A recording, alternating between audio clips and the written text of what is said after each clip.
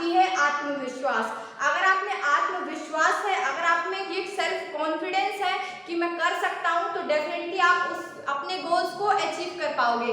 आप हमेशा आत्मविश्वास रखो, सेल्फ कॉन्फिडेंस रखो कि मैं जो भी कर रहा हूँ, मेरा जो भी परिश्रम है, मैं जिस भी चीज के लिए मेहनत कर रहा हूँ, उस चीज में मुझे सफलता जरूर मिलेगी।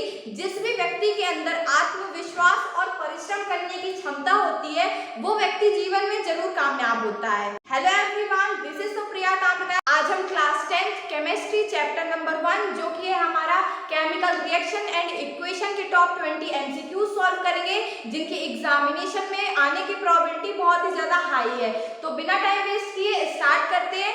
बट हर बच्चा ये याद रखेगा कि कोई भी बच्चा चीटिंग नहीं करेगा और आपका जो भी स्कोर रहेगा वो आप मुझे डेफिनेटली बताओगे, ठीक है। और कोई भी बच्चा चीटिंग नहीं करेगा, ये बात को याद रखना, ठीक है।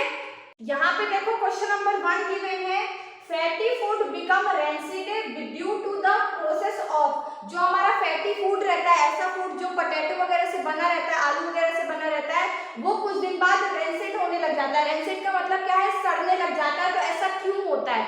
ऑप्शन गिवन है, ए ऑक्सीडेशन होने लग जाता है, बी कोरोजन होने लग जाता है, सी रिडक्शन होने लग जाता है, और डी क्या है? हाइड्रोजिनेशन होने लग जाता है। क्वेश्चन एक बार फिर से पढ़ो, fatty food become rancid due to the process of. जो हमारा फैटी फूड रहता है वो धीरे धीरे सड़ने क्यों लग जाता है? जब हम लोगों ने ये कौन सा टॉपिक में पढ़ा था, जल्दी से याद दिलाओ मुझे।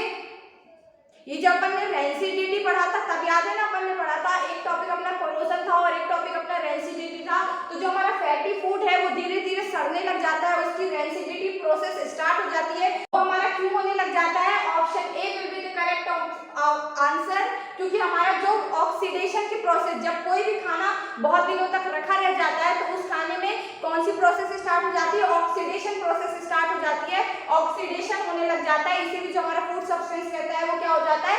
सड़ने लग जाता है। सबको क्लियर हो गया? Option A is the correct answer. Question number 2 देखो, we store silver chloride in a dark coloured bottle because it is. Option A given है a white solid, option B given है undergoes redox reaction, option C given है to avoid action by sunlight, और option D given है none of the above. फिर से इस question को समझो। क्या बोल रहा है कि जो सिल्वर क्लोराइड होता है, सिल्वर क्लोराइड का क्या फॉर्मूला होता है? AgCl। Ag किसका सिंबल होता है? सिल्वर का, और Cl किसका सिंबल होता है? क्लोराइड का। तो जो हमारा सिल्वर क्लोराइड रहता है, AgCl रहता है, उसको अपन डार्क कलर की बॉटल में क्यों रखते हैं? अगर आपको याद होगा तो मैंने आपको क्या पढ़ाया था? इलेक्ट्रोलिसिस की प्रोसेस पढ़ाई थी। रिएक्शन जब मैंने पढ़ाया था तो मैंने क्या बताया था? कोई भी रिएक्शन कब होता है? या तो जब अपन उसे हीट सप्लाई करते हैं, या तो फिर अपन उसे इलेक्ट्रिसिटी सप्लाई करते हैं, या तो फिर उस रिएक्शन में किस फॉर्म में हीट अपन देते हैं? सनलाइट के फॉर्म में। तो अगर आपको याद होगा तो ये जो सिल्वर क्लोराइड वाला केस था उसमें मैंने आपको बताया था कि सिल्वर क्लोराइड का रिएक्शन कब होता है? किसी भी चीज से सिल्वर क्लोराइड कब हमारा रिएक्ट करता है? जब वो सनलाइट के प्रेजेंट में आता है ना। तो option C is the correct answer, to avoid action by sunlight. अपन AgCl को डार्क कलर की बॉटल में क्यों रखते हैं, अंधेरे में क्यों रखते हैं? ताकि वो सनलाइट के प्रेजेंस में ना आ सके और उसका फर्दर रिएक्शन ना हो सके। क्लियर हो गया ये? क्वेश्चन नंबर 3 देखो, और कोई भी बच्चा बुक नहीं खोलेगा, कोई भी चीटिंग नहीं करेगा। पहले वीडियो को देखोगे आप, पहले पूरे क्वेश्चंस अपने से गेस करोगे, करेक्ट करोगे, फिर आप जाके मेरे साथ अपने आंसर्स को मैच करोगे। क्लियर है ना ये बात? क्वेश्चन नंबर 3 देखो, which of the given gases can be used for storage of fresh sample of an oil for a long time. Question क्या कह रहा है यहाँ पे देखो कि हमारी कौन सी ऐसी गैसेस हैं जो गैस अपन कोई भी फूड सब्सटेंस में डाल दें, उस गैस के एटमॉस्फेयर में अपन फूड को रख दें तो हमारा फूड किससे बच सके? रेंसिडिटी से बच सके। इसका एप्लीकेशन अपन ने कहाँ पे देखा था? जैसे जो चिप्स वगैरह, हमारी कुरकुरे चिप्स होते हैं ना, वो जब पैकेट में पैक होते हैं तो 4-4, 5-5 महीने तक खराब नहीं होते, रेंसिडिटी उनकी प्रोसेस उनमें नहीं होती। तो ऐसा उनमें क्यों होता है? वो क्यों इतने दिनों तक वो सही से रह पाते हैं, वो सड़ते नहीं है? तो मैंने आपको बताया था ना वहां पे कि उस जो पैक रहता है चिप्स के, वो इसीलिए बड़े बनाए जाते हैं ताकि उनमें कुछ गैसेस डाली जाती है और वो चिप्स जो रहती है उन गैसेस से रिएक्ट नहीं करती है, तभी जाके वो सेफ बच पाती है। तो क्या क्वेश्चन कह रहा है? Which of the given gases can be used for storage of fresh sample of an oil for a long time. Option A given है कार्बन डाइऑक्साइड, डाइऑक्साइड और ऑक्सीजन, या तो कार्बन डाइऑक्साइड डाली जाती है या तो ऑक्सीजन डाली जाती है। बी गिवन है या तो नाइट्रोजन डाली जाती है या तो फिर ऑक्सीजन डाली जाती है। सी गिवन है कार्बन डाइऑक्साइड डाली जाती है या तो फिर हीलियम डाली जाती है। और डी ऑप्शन गिवन है हीलियम डाली जाती है या तो नाइट्रोजन। तो ये सबको तो ये वाला क्वेश्चन तो सबको याद होना चाहिए, क्योंकि मैंने बार बार बताया था कि जो हमारी कार्बन डाइऑक्साइड और नाइट्रोजन गैस होती है या फिर हमारी और भी अदर गैसेस ऑक्सीजन गैस होती है, ये सारी हमारी कैसी होती है, रिएक्टिव गैसेस होती है। ये ऑयल वगैरह से रिएक्ट कर जाती है और ये सारी चीजों को खाने को सड़ा देती हैं। सो ऑप्शन कौन सा हमारा करेक्ट होगा? D is the correct option. Option D is the correct option, ठीक है। आंसर हीलियम और नाइट्रोजन। जो फूड के पैक रहते हैं, वो जो चिप्स वगैरह के पैक रहते हैं, उनमें कौन सी गैस डाली जाती है? हीलियम डाली जाती है या तो फिर नाइट्रोजन डाली जाती है। अब आपके दिमाग में क्वेश्चन अराइज होगा कि हीलियम और नाइट्रोजन ही क्यों डाली जाती है? क्योंकि जो हीलियम और नाइट्रोजन हमारी गैसेस होती हैं वो अनरिएक्टिव गैसेस होती हैं, वो किसी भी चीज से रिएक्ट नहीं करती हैं। क्लियर हो रहा है ना? मैं एमसीक्यू समझा कराते कराते आपको हर एक क्वेश्चन के कॉन्सेप्ट भी याद दिलाती चल रही हूँ, क्योंकि अगर जो भी बच्चा इन कॉन्सेप्ट को भूल गया हो तो उसका पूरा चैप्टर का रिवीजन होता चले, है ना, तभी तो हम एग्जाम में अच्छे मार्क्स को स्कोर कर पाएंगे, जब हम बार बार वही वही चीजों को क्या करेंगे, रिवाइज करेंगे। तो क्वेश्चन नंबर 4 देखो आप, the reaction in which two compound exchange their ion to form two new compounds is known as, option A given है displacement reaction, option B given है combination reaction, option D given है double displacement reaction और option D given है redox reaction. देखो सबसे पहले बताओ displacement reaction क्या होता था अपना। पहले तो आप इस क्वेश्चन को क्या करो, सॉल्व करो और फिर मुझे बताओ कि कौन सा करेक्ट ऑप्शन आ रहा है आपका। सब लोग से बन गया ये क्वेश्चन। अब मैं बताऊं, देखो हमारे पहले मैं चारों रिएक्शंस आपको बताती हूँ कि चारों रिएक्शंस हमारे होते क्या थे, ठीक है। हमारा डिस्प्लेसमेंट रिएक्शन क्या होता है? जब कोई भी रिएक्शन में जहाँ पे एक मोर रिएक्टिव एलिमेंट एक लेस रिएक्टिव एलिमेंट को डिस्प्लेस कर देता है, उसे अपन क्या कहते हैं? Displacement reaction. फिर कॉम्बिनेशन रिएक्शन क्या होता था? जहाँ पे कोई भी दो रिएक्टेंट कंबाइन करके एक सिंगल प्रोडक्ट बनाते थे, उसे अपन कॉम्बिनेशन रिएक्शन कहते थे। और डबल डिस्प्लेसमेंट रिएक्शन क्या होता था? जहाँ पे दो कंपाउंड के जो आयंस रहते थे वो आपस में एक्सचेंज हो जाते थे और दो नए कंपाउंड बनाते थे, उसे अपन क्या कहते थे? Double displacement reaction. तो आई होप आपको आंसर तो मेरे बताने से पहले ही मिल गया। और रिडॉक्स रिएक्शन क्या होता था? जहाँ पे किसी भी एक सब्सटेंस का ऑक्सीडेशन हो रहा हो और दूसरे सब्सटेंस का रिडक्शन हो रहा हो, तो उसे अपन क्या कहते थे? रिडॉक्स रिएक्शन कहते थे। तो यहाँ पे कौन सा ऑप्शन सही होगा? C is the correct answer, double displacement reaction. क्या क्वेश्चन था हमारा? The reaction in which two compound exchange their ion to form two new compound is called double displacement reaction. Clear हो गया ये क्वेश्चन। क्वेश्चन नंबर 5 देखें, chemically rust is, option A given है hydrated ferrous, option B given है only ferric oxide, option C given है hydrated ferric oxide, option D given है none of this. मुझे तो लगता है ये किसी को कंफ्यूजन नहीं होना चाहिए। जब मैं क्या पढ़ा रही थी, जब मैं आपको कोरोजन पढ़ा रही थी, है ना, लास्ट में हमारे दो टॉपिक थे ना, कोरोजन और रेंसिलिटी। तो मैं जब आपको कोरोजन पढ़ा रही थी तो मैंने बताया था कि जो रस्ट होता है उसका केमिकल फॉर्मूला क्या होता है? Hydrated ferric chloride. Option C is the correct answer, hydrated ferric chloride. Clear है? हाइड्रेटेड फेरिक ऑक्साइड, सॉरी मैं गलत बोल गई। हाइड्रेटेड फेरिक ऑक्साइड का हमारा क्या फॉर्मूला रहता है? Fe2O3, ठीक है। क्लियर है? हाइड्रेटेड फेरिक ऑक्साइड, यहाँ पे ऑक्साइड है, ठीक है। हाइड्रेटेड फेरिक ऑक्साइड का क्या फॉर्मूला होता है? Fe2O3। देखते हैं हमारा नेक्स्ट क्वेश्चन। क्वेश्चन नंबर क्या है? 6। Which of the following is an endothermic process? Option A given है, ये ऑप्शंस नहीं गिवन है, ऑप्शंस यहाँ पे है। यहाँ पे अपन को ये 4 ऑप्शन बताया गया है और अपन को बताना है कि इनमें से कौन सा करेक्ट है, कौन सा एंडोथर्मिक प्रोसेस है।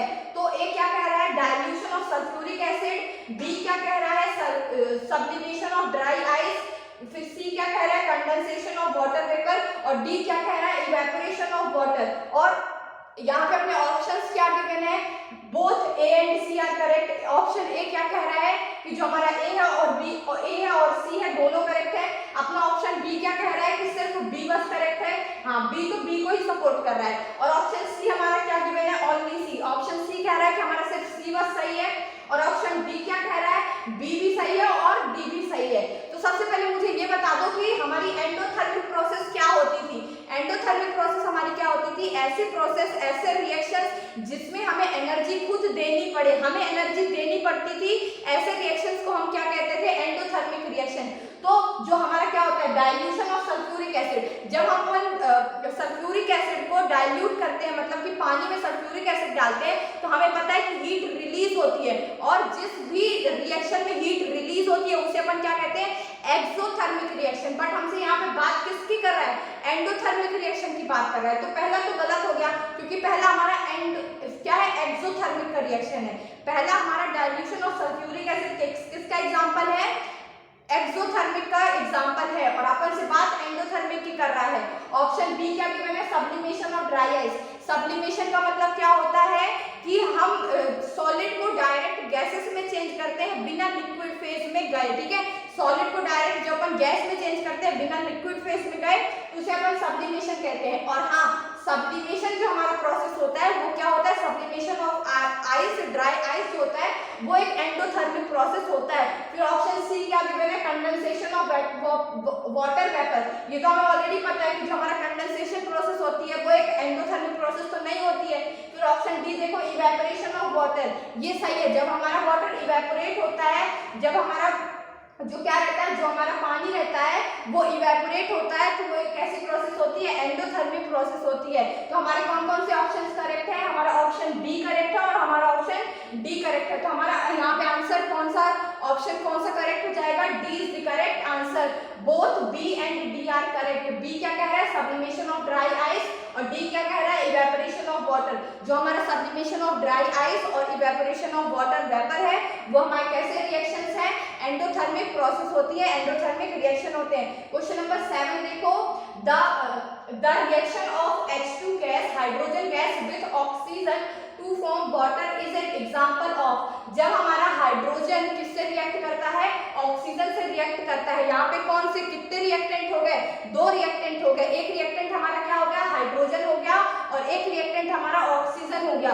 तो जब हमारा हाइड्रोजन और ऑक्सीजन 2 रिएक्टेंट रिएक्ट करते हैं तो हमारा ये किसका एग्जांपल हो जाएगा? ऑप्शन ए गिवन है combination reaction, option B given है redox reaction, option C given है एक्सोथर्मिक रिएक्शन, और ऑप्शन डी गिवन है ऑल ऑफ दीज रिएक्शंस। तो देखो एक रिएक्शन, छोटा सा रिएक्शन बोला है, तो ये तो हो नहीं सकता कि ये सारे रिएक्शंस हो, है ना? सब रिएक्शन का एग्जांपल एक ही हो, ये तो हो नहीं सकता। तो ऑप्शन डी तो अपना पहले एलिमिनेट हो गया। अब मुझे आप बताओगे कि option A is the correct, option B is the correct और option C is the correct. इन ऑप्शंस में से कौन सा कोई ऑप्शन सही है? और ये एकदम हल्का सा क्वेश्चन है, जिस भी बच्चे का ये क्वेश्चन गलत हुआ सोच लेना, ये भात अभी आपका ऐसे बाहर आ रहा है और अभी आपकी डिजिटल पिटाई हो रही है, ये बात सब लोग याद रखेंगे। एकदम हल्का सा क्वेश्चन है, किसी भी बच्चे का ये क्वेश्चन गलत नहीं होना चाहिए। क्या कह रहा है यहाँ पे? हमारा कौन, कितने रिएक्टेंट है? 2 रिएक्टेंट है। एक रिएक्टेंट है हमारा हाइड्रोजन गैस और एक रिएक्टेंट है हमारी ऑक्सीजन गैस। जब 2 गैस आपस में कंबाइन करेंगी तो हमारी क्या बनेगा? H2O वाटर बन जाएगा। हाइड्रोजन और ऑक्सीजन जब मिलेगा तो हमारा क्या बन जाएगा? क्या बन जाएगा? हमारा वाटर बन जाएगा। और जब 2 रिएक्टेंट से एक सिंगल प्रोडक्ट बनता है तो उस रिएक्शन को हम क्या कहते हैं? कॉम्बिनेशन रिएक्शन कहते हैं। So option A is the correct answer. I hope किसी भी बच्चे को इस क्वेश्चन में कंफ्यूजन नहीं है, ठीक है? क्लियर हो रहे हैं ना आपके डाउट सारे? और आई होप आप सब लोग ये क्वेश्चंस के आंसर बिना बुक को छुए अपनी ईमानदारी से दे रहे हो, ठीक है? बुक को टच नहीं करना है, अपनी ईमानदारी से खेलना है, अपनी ईमानदारी से क्वेश्चन को सॉल्व करना है और अपना स्कोर फिर मुझे बताना है। और अपने ऐसे क्या करो, अपने आप को ना इवेल्युएट करके चलो। आप अपने इंप्रूवमेंट को देखो कि पहले वाले टेस्ट में मेरे 10 क्वेश्चन सही थे, इस वाले टेस्ट में मेरे 14 हो रहे हैं, तो क्या मुझ पे इंप्रूवमेंट हो रही है? आपको ये देखते चलना है। चीटिंग करोगे तब तो कोई मतलब नहीं निकलेगा, है ना? फिर ऑप्शन 8, क्वेश्चन 8 देखो, rancidity can be prevented by. Option A given है एडिंग एंटीऑक्सीडेंट, और बी गिवन है storing food away from light, option C given है keeping food in refrigerator, D given है ऑल ऑफ दिस। अब rancidity क्या होता है? जो हमारा खाना सड़ने लग जाता है उस प्रोसेस को खाने को सड़ने से अपन कैसे बचा सकते हैं? तो क्या कह रहा है? Adding antioxidant. एंटीऑक्सीडेंट का मतलब क्या होता है कि जैसे खाने वगैरह में अपन नमक ज्यादा डाल देते हैं तो खाना ज्यादा देर तक चलता है। जैसे अचार के केस में अपन करते हैं ना, उसमें हल्का सा ज्यादा नमक डाल देते हैं तो जो हमारा खाना रहता है वो ज्यादा दिनों तक, जो हमारा अचार रहता है वो ज्यादा दिनों तक चलता है। तो इस तरह से भी अपन को बचा लेते हैं। और फूड को अगर अपन लाइट से दूर रखेंगे तब भी हमारा खाना जो रहता है वो क्या रहता है, सेफ रहता है। और आजकल सबसे बेस्ट तरीका तो है कीपिंग फूड इन रेफ्रिजरेटर, खाने वगैरह को फ्रिज में रख दो तो ज्यादा देर तक चलता है, खराब नहीं होता है। तो क्या पूछा था क्वेश्चन 8 हमसे, rancidity can be prevented bye, rancidity को अपन कैसे प्रिवेंट कर सकते हैं, तो ऑप्शन ए भी करेक्ट है, बी भी करेक्ट है, सी भी करेक्ट है। सो हमारा कौन सा, इसमें आप कौन सा सही ऑप्शन लगा के आओगे, डी, ऑल ऑफ दीज, ऊपर के जो भी 3 ऑप्शंस है वो सारे करेक्ट हैं। क्लियर है। क्वेश्चन नंबर 9 देखो, the reaction in which two compound exchange their ion to form 2 new compound is called, अरे ये तो वही क्वेश्चन रिपीट हो गया ना शायद। The reaction in which two compound exchange their ion to form new compound is called displacement reaction, combination reaction, double displacement reaction, redox reaction। ये question repeat हो गया। मैंने अभी आपको बताया था कि जब दो कंपाउंड आपस में अपने आयंस को चेंज कर लेते हैं तो हमारा कौन सा रिएक्शन होता है, double displacement reaction. Option C is the correct answer. एक बोनस, एक पॉइंट सब लोग, ये क्या हो गया, 1 मिनट, हाँ सही हो गया। क्वेश्चन नंबर 11 का अपना वो 1 मार्क्स सबका बोनस मेरी साइड से मिल गया क्योंकि वो क्वेश्चन आज रिपीट हो गया एक क्वेश्चन, कोई बात नहीं, सब लोग अपना एक 1 मार्क्स प्लस कर लो, ठीक है, वो क्वेश्चन रिपीट हो गया था। क्वेश्चन नंबर 10 देखो, कंसीडर्ड रिएक्शन, जो हमारा एल्युमिनियम है वो किस फॉर्म में है, सॉलिड फॉर्म में है, जो हमारा ऑक्सीजन है वो किस फॉर्म में है, गैसेस फॉर्म में है, और जो हमारा और जब हमारा एल्युमिनियम और ऑक्सीजन रिएक्ट कर रहा है तो क्या बना रहा है, Al2O3 बना रहा है, एल्युमिनियम ऑक्साइड बना रहा है। जब हमारा एल्युमिनियम ऑक्सीजन से रिएक्ट कर रहा है तो वो क्या बना रहा है, एल्युमिनियम ऑक्साइड बना रहा है। और अपन से क्या कह रहे हैं आगे, moles of aluminium needed to balance equation are, यहाँ पे हम कितने मोल्स ले ले एल्युमिनियम के कि ये जो रिएक्शन है वो बैलेंस हो जाए, ठीक है। तो यहाँ पे अपन क्या देख रहे हैं, यहाँ पे कितने ऑक्सीजन है, यहाँ पे 2 ऑक्सीजन है, और इस साइड पे कितने ऑक्सीजन है, 3 ऑक्सीजन है। इस साइड पे 2 ऑक्सीजन है, इस साइड पे 3 ऑक्सीजन है, तो इसे अपन बैलेंस करेंगे। पहले ऑक्सीजन को बैलेंस करने के लिए अपन क्या करेंगे, यहाँ पे 3 लगाएंगे और यहाँ पे 2 लगाएंगे। यहाँ पे जब एल्युमिनियम के इसको पूरा बॉक्स से आप बंद करते थे, आपको याद है ना, यहाँ पे जब आप 2 लगा दोगे तो आपके इस साइड पे एल्युमिनियम कितने हो जाएंगे, इस साइड पे आपके प्रोडक्ट साइड पे 4 एल्युमिनियम हो जाएंगे। और अपन को क्या करना है, रिएक्टेंट साइड के एल्युमिनियम के नंबर बताना है कि रिएक्टेंट साइड पे एल्युमिनियम के अपन को कितने मोल्स लेने हैं। तो इस साइड पे जब 4 एल्युमिनियम है तो इस साइड पे अपन को कितने एल्युमिनियम लेने पड़ेंगे, 4। सो ऑप्शन अपन को क्या गिवन है, ऑप्शन ए गिवन है 1, ऑप्शन बी गिवन है 2, ऑप्शन सी गिवन है 3, ऑप्शन डी गिवन है 4। सो यहाँ पे अपन को एल्युमिनियम के कितने मोल्स लेने हैं, 4 moles. So option D is the correct answer. I hope clear हो गया, ये सारी चीजें आपको क्लियर हो रही है। नेक्स्ट क्वेश्चन देखते हैं, क्वेश्चन नंबर 11 गिवन है, oxidation is a process which involve, option A given है addition of oxygen, option B given है addition of hydrogen, option C given है रिमूवल ऑफ ऑक्सीजन, और ऑप्शन डी गिवन है removal of hydrogen. So मैंने आपको बार-बार बताया था कि हमारा ऑक्सीडेशन अपन किसे कहते हैं। सबसे पहले तो इस क्वेश्चन के आप सब लोग फटाफट से एकदम आंसर दो, इसके बाद मैं इस क्वेश्चन को आपको समझाती हूँ और सही आंसर बताती हूँ, ठीक है। सो मैंने क्या बताया था आपको कि ऑक्सीडेशन क्या होता है, जब किसी भी कंपाउंड में हमारा ऑक्सीजन ऐड होता है तो उसे अपन क्या कहते हैं कि ऑक्सीडेशन हो रहा है। या तो फिर किसी भी कंपाउंड से जो हमारा जो होता है हाइड्रोजन क्या होता है, रिमूव हो जाता है, क्या होता है, ऑक्सीजन रिमूव हो जाता है। किसी भी कंपाउंड से हमारे किसी भी कंपाउंड में ऑक्सीजन जब ऐड होता है तो उसे अपन क्या कहते हैं, ऑक्सीडेशन। तो यहाँ पे क्या पूछ रहा है, oxidation is a process which involve, so option A is the correct answer, addition of oxygen. जब हमारा किसी भी कंपाउंड में ऑक्सीजन ऐड होता है तो उसे अपन क्या कहते हैं, ऑक्सीडेशन। क्लियर हो गया ये क्वेश्चन। क्वेश्चन नंबर 12 देखो, the process of reduction involve, just इसके पहले ऑक्सीडेशन का पूछा था, अब आपसे रिडक्शन का पूछ रहा है। ऑप्शन क्या गिवन है, addition of oxygen, option B given है addition of hydrogen, option C given है removal of oxygen, option D given है रिमूवल ऑफ हाइड्रोजन। सो जो हमारा रिडक्शन प्रोसेस होता है वो क्या होता है, जब किसी भी चीज में हाइड्रोजन ऐड होता है तो उसे अपन क्या कहते हैं, जब किसी भी चीज में हमारा क्या होता है, हाइड्रोजन ऐड होता है, जब किसी भी चीज में हमारा हाइड्रोजन ऐड होता है तो उसे अपन क्या कहते हैं, रिडक्शन। और ऑक्सीडेशन में क्या होता है, जब किसी भी चीज में ऑक्सीजन ऐड होता है तो उसे अपन ऑक्सीडेशन कहते हैं, और जब किसी भी चीज में हमारा हाइड्रोजन ऐड होता है तो उसे अपन रिडक्शन कहते हैं। So option B is the correct answer, ठीक है। The process of reduction involve addition of hydrogen. Clear ये क्वेश्चन। नेक्स्ट क्वेश्चन पे चले, क्वेश्चन नंबर 13 गिवन है, give the ratio in which hydrogen and oxygen are present in water by volume. जो हमारा क्या होता है, हाइड्रोजन और ऑक्सीजन होता है वो किस किस वॉल्यूम में प्रेजेंट होते हैं, हमसे ये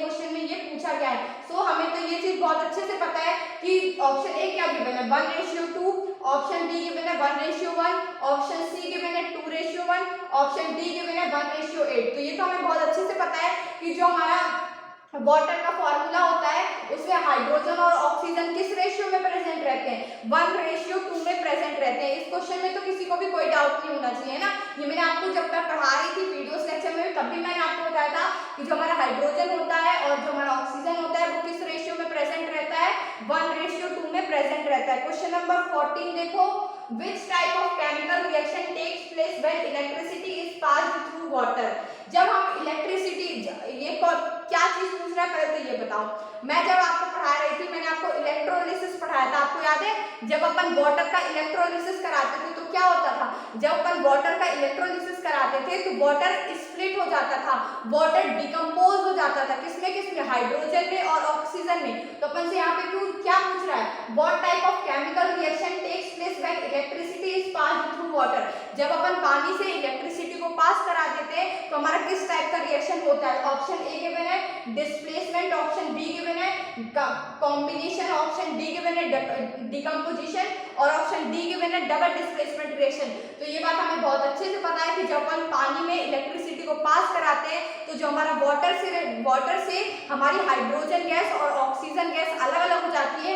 इसीलिए हमारा पहले क्या रहता है, हमारा सिंगल रिएक्टेंट रहता है। सिंगल रिएक्टेंट मतलब कि पहले हमारे पास हाइड्रोजन बस रहता है, लेकिन जब इलेक्ट्रिसिटी पास होती है तो हाइड्रोजन किसमें किसमें हो जाता है, जो हमारा वाटर रहता है वो हाइड्रोजन और ऑक्सीजन में बढ़ जाता है। एक रिएक्टेंट से हमारे दो प्रोडक्ट बनते हैं, इसीलिए और एक रिएक्टेंट से जब हमारे दो प्रोडक्ट बनते हैं तो उसको अपन क्या कहते हैं decomposition reaction. So option C is the correct answer, decomposition reaction. when electricity is passed through water then decomposition reaction takes place। Clear हो गया ये क्वेश्चन। क्वेश्चन नंबर 15 देखो, electrolysis of water is a decomposition reaction. वाह, ये तो सीधे बता ही रहा है यहाँ पे नेक्स्ट क्वेश्चन में कि electrolysis of water is a decomposition reaction. The mole ratio of hydrogen and oxygen gas liberated during electrolysis of water is।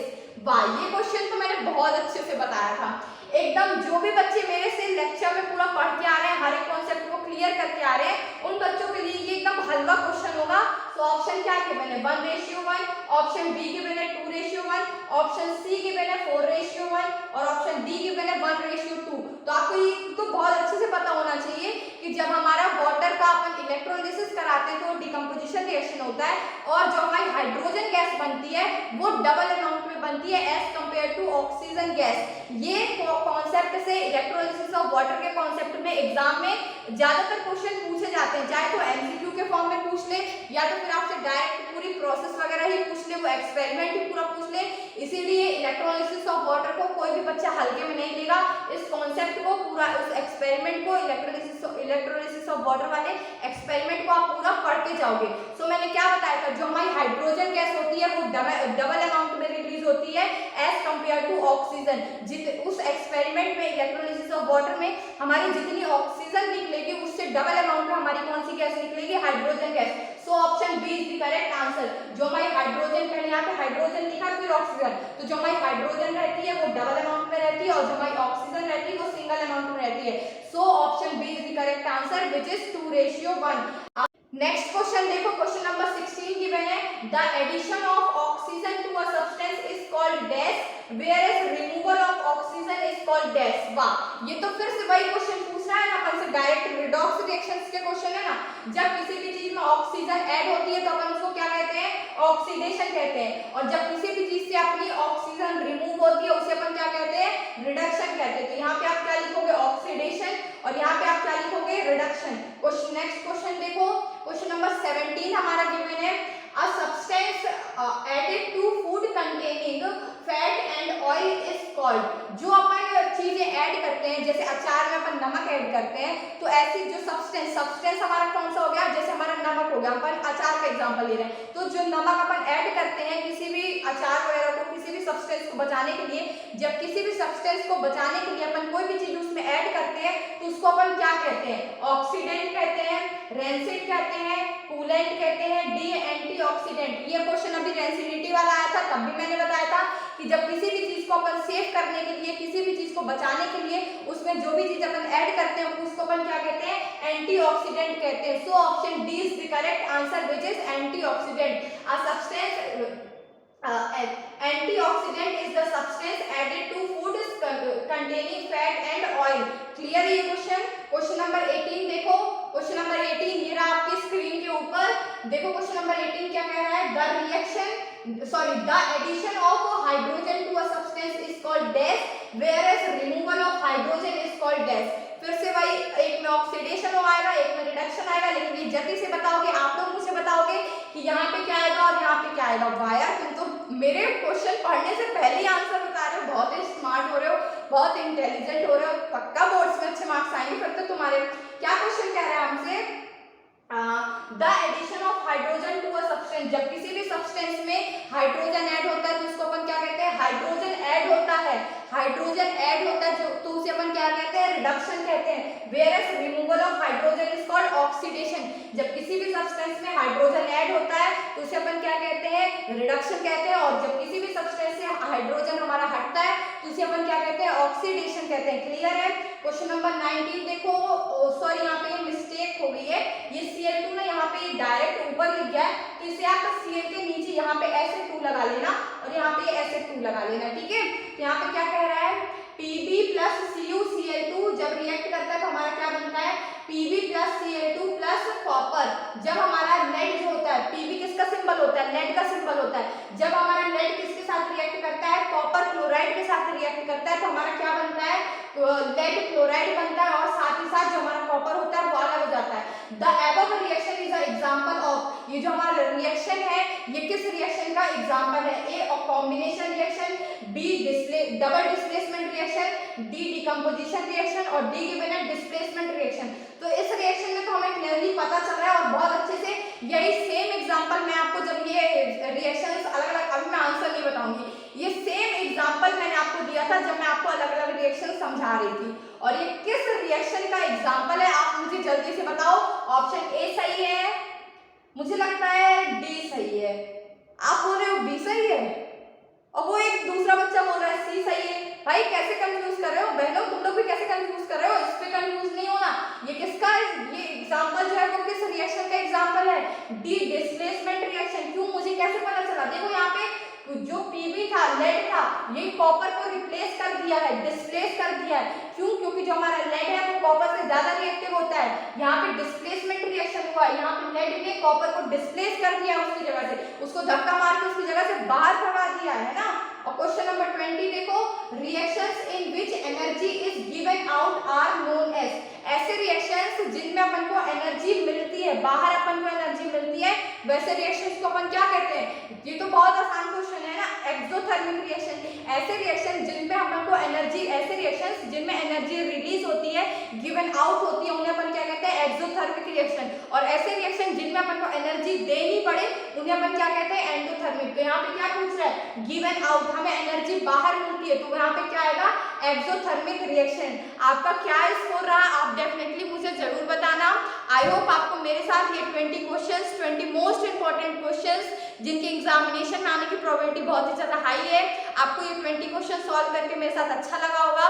मैंने मस्ती के साथ आसान तरीके से हर एक क्वेश्चन को आपको समझा के कराने की कोशिश की है, ताकि जो भी क्वेश्चन जिस बच्चे को ना भी आता रहा हो तो वो कॉन्सेप्ट उस बच्चे को यहाँ से आने लग गया हो कि ये कॉन्सेप्ट अभी मेरा मिसिंग है, मैं इस टॉपिक को नहीं पढ़ पाया हूँ, तो आप वो चीज डेफिनेटली क्लियर कर सको आप अपनी। So if you like the video, hit the like button, subscribe to my channel Supriya Tamkar, and thank you for watching this video. Thank you so much. पढ़ाई करते रहो। All the